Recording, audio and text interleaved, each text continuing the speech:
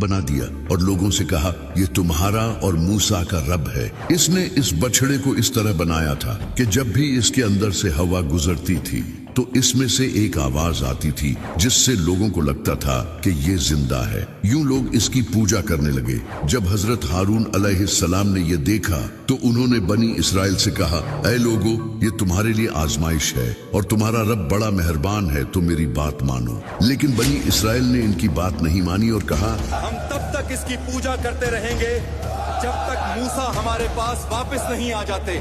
जब हजरत मूसा अलैहिस्सलाम वापस आए तो वो बनी इसराइल के पास गए और कहा, तुम्हें क्या हो गया? फिर वो सामरी के पास गए और इससे कहा, तूने ऐसा क्यों किया? सामरी ने जवाब दिया, मैंने कुछ ऐसा देखा जो किसी ने नहीं देखा। मैंने रसूल के कदमों की मट्टी उठाई और ऐसे इसमें डाल दिया।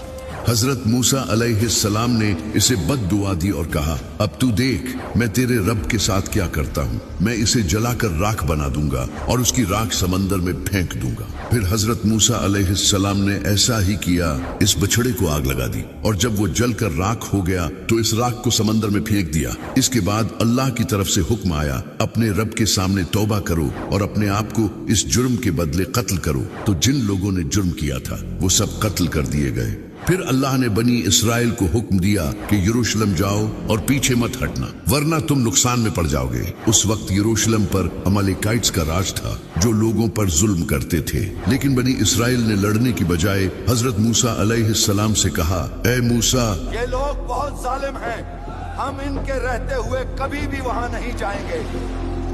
आप और आपका रब जाकर इनसे लड़ें, हम यहीं बैठेंगे और आपका इंतजार करेंगे।